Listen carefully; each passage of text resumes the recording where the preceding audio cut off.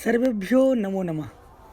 मैं दीपक कुमार झा आप सभी का फिर से स्वागत करता हूं मेरे YouTube चैनल संस्कृत जगत में। तो मैं आज आप लोगों के सामने उपस्थित हुआ हूं एक नए विषय वस्तु के साथ जिसका नाम है संस्कृत वर्णमाला।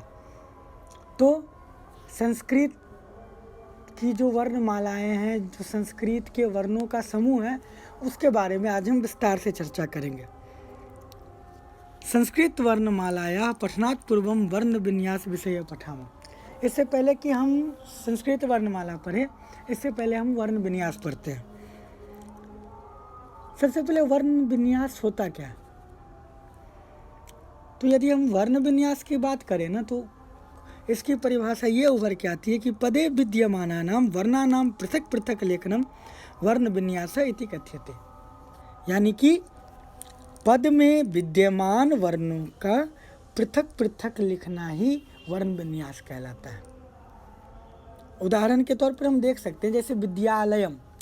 विद्यालयम यदि एक शब्द है तो उसके पदों को, जैसे व हलंत, जोर ई, जोर द हलंत, जोर य हलंत, जोर आ, जोर ल हलंत, जोर अ हलंत, जोर य हलंत, जोर अ, जोर म हलंत, ये इसका वर्ण विन्यास है। अब देखो, होता क्या है कि भाषा में वाक्य होते हैं, वाक्य में पद होते हैं, क्योंकि पदों का समूह ही वाक्य कहलाता है और वाक्यों का समूह भाषा कहलाता है। तो भाषा में ही वाक्य होते हैं, वाक्य में पद होते हैं और पदों में वर्ण होते हैं। ठीक है, इसलिए हम कह सकते हैं कि वर्ण जो है वो भाषा का महत्वपूर्ण घटक है। दूसरे अर्थों में वर्ण का हम एक और परिभाषा ले सकते हैं कि भाषा की सबसे छोटी इकाई जिसका कोई भी खंड या टुकड़ा नहीं किया जाता हो, वही वर्ण कहलाता है। वर्ण को हम दूसरे शब्दों में अक्षर भी कहते हैं। इसका एक पर्याय है अक्षर।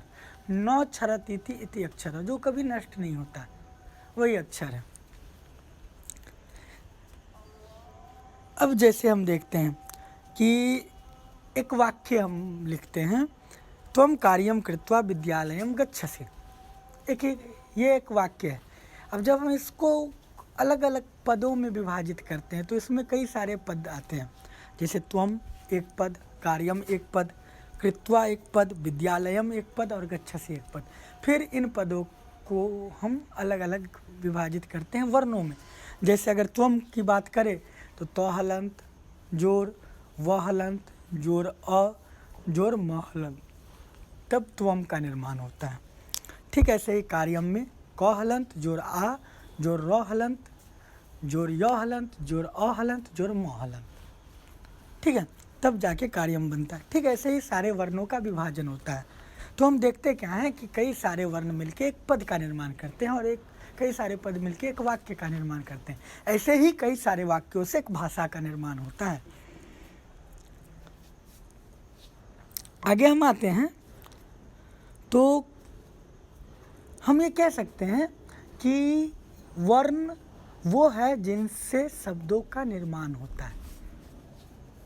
वो घटक जिसके समूह से शब्दों का निर्माण हो, किसी भी शब्द का निर्माण किया जाए, वो वर्ण कहलाते हैं। एक परिभाषा मैंने पहले भी बताई थी कि भाषा की जो सबसे छोटी इकाई है जिसका कोई खंड या टुकड़ा नहीं होता है, उसे हम वर्ण कहते हैं। जैसे कि हमने देखा कि वाक्य मैंने लिखा तो वाक्य के भी टुकड़े हुए पदों में, फिर हमने पद लिखा तो पद के भी वर्णों में टुकड़े हुए, लेकिन वर्ण का कोई टुकड़ा नहीं हुआ। अब वर्ण के दो भेद होते हैं मुख्यतः। पहला होता है स्वर वर्ण और दूसरा व्यंजन वर्ण। ठीक है, स्वर वर्ण और व्यंजन वर्ण। अब हम दोनों वर्णों को एक एक करके समझते हैं। सबसे पहले स्वर वर्ण। येषां वर्णानाम् उच्चारणं स्वतंत्रतया भवति ते स्वरा इति कथ्यन्ते। जिसका उच्चारण स्वतंत्रता पूर्वक होता है वो स्वर वर्ण है। स्वतंत्रता पूर्वक कहने से तात्पर्य है कि जिनके उच्चारण में किसी भी दूसरे वर्णों की सहायता न लेनी पड़े, यानी कि ऐसे वर्ण जिसके उच्चारण के लिए वो किसी दूसरे वर्णों पे आश्रित न हो, वो स्वर वर्ण कहलाता है। स्वर वर्ण कुल 13 होते हैं, जो इस प्रकार हैं: अ, आ, ह्रस्व ई, दीर्घ ई, ह्रस्व उ, दीर्घ उ, ह्रस्व री, दीर्घ री, लृ, ए, ऐ, ओ, औ। ठीक है। अंग और अ को अयोगवाह कहा जाता है।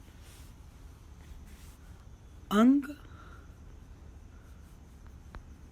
और अ की गिनती अयोगवाह वर्णों में आती है। इन्हें हम अयोगवाह के नाम से जानते हैं। ठीक है।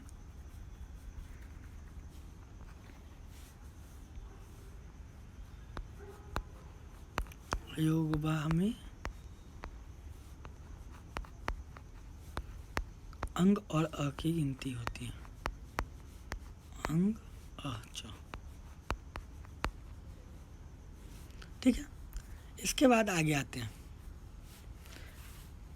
स्वर वर्ण के भेद। स्वर वर्णों को हम 3 भागों में विभाजित करते हैं इसके उच्चारण समय के आधार पे, जिसमें सबसे पहला भेद जो है वो है ह्रस्व स्वर, फिर उसके बाद दीर्घ स्वर, फिर प्लुत स्वर। अब तीनों स्वरों के बारे में एक एक करके जानते हैं।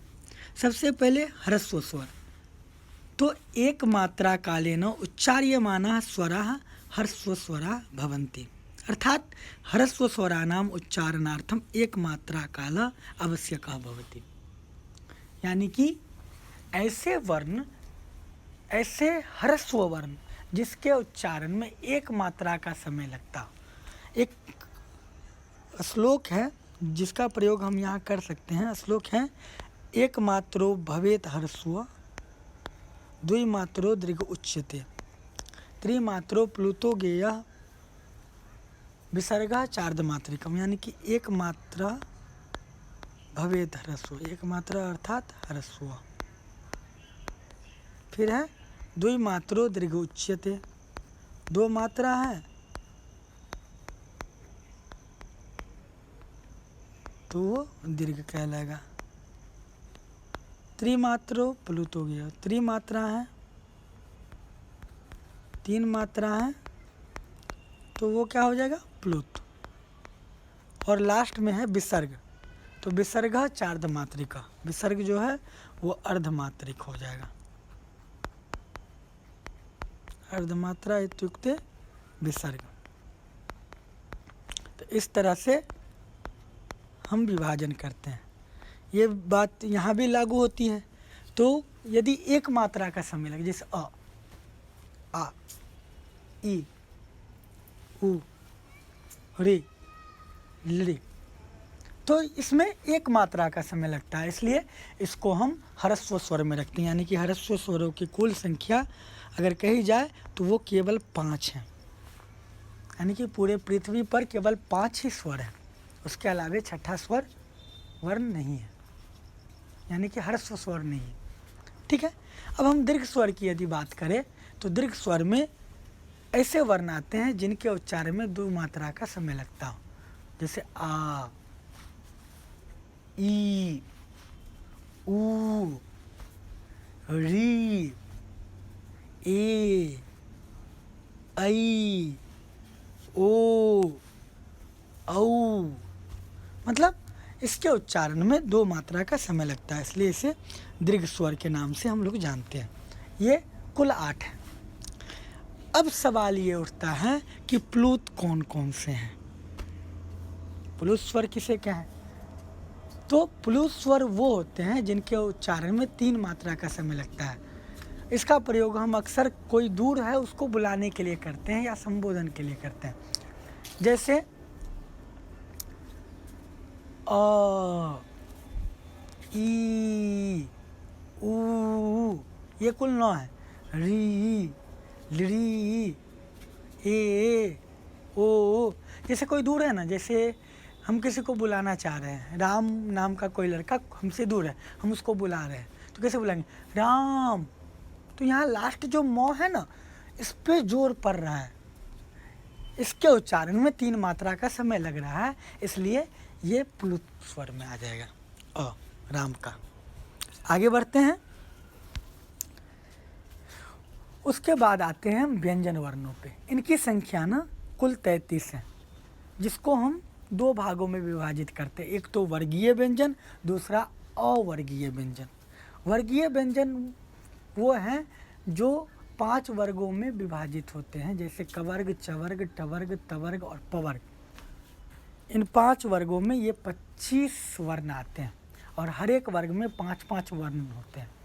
जैसे कवर्ग क ख ग घ अंग 5 वर्ण, चवर्ग च छ ज झ य 5 वर्ण, टवर्ग ट ठ ड ढ ण 5 वर्ण, तवर्ग त थ द ध न 5 वर्ण, पवर्ग प फ ब भ म 5 वर्ण। यानी कि कुल मिला के ये 25 वर्ण होते हैं और इन्हें हम वर्गीय व्यंजन के नाम से जानते हैं। ठीक है। ठीक उसी तरह जो वर्ग से भिन्न है वो अवर्गीय व्यंजन कहलाएंगे और इनमें कुल आते हैं 8, जिसमें 4 अंतस्थ में और 4 आते हैं उष्मा व्यंजन में। अंतस्थ व्यंजन में य र ल व और उष्मा व्यंजन में तालव्य स, मूर्धन्य स, दंत स और ह। ये 8 कुल उष्मा व्यंजन में आते हैं। अब इसके बाद आगे बढ़ते हैं। आगे अगर हम व्यंजन वर्ण की परिभाषा की बात करें ना, तो ऐसे वर्ण जिसका उच्चारण स्वर के बिना न हो, यानी कि जिसके उच्चारण में स्वर वर्णों की सहायता लेनी पड़े, वो व्यंजन वर्ण होते हैं। ठीक है। अब आते हैं कि स्वर और व्यंजन के बाद भी कुछ वर्ण होते हैं जो इस प्रकार से, जैसे अनुस्वार, अनुनासिक और विसर्ग। अनुस्वार और विसर्ग को मैंने पहले ही कहा कि ये दोनों अयोगवाह हैं, अयोगवाह में आते हैं। अनुनासिक भी इसी कैटेगरी में। इसके अलावे संयुक्त व्यंजन होते हैं। संयुक्त व्यंजन है जिसमें 3 वर्ण आते हैं। संयुक्त व्यंजन, संयुक्त व्यंजन ऐसे व्यंजन को कहते हैं जिसमें 2 या 2 से अधिक व्यंजन समाहित हों। संयुक्त व्यंजन उदाहरण के लिए हम देख सकते हैं अक्ष, इसमें 3 कुल होते हैं, अक्ष, त्र और ज्ञ। अब देखिए जैसे अक्ष है, अक्ष में अक्ष जो बनता है वो कैसे बनता है, क, स और अ। अब देखिए यहाँ पे क और स दोनों व्यंजन है, इसलिए हम कह सकते हैं यहाँ पे कि ये संयुक्त व्यंजन है, क्योंकि इसमें 2 व्यंजन समाहित हैं।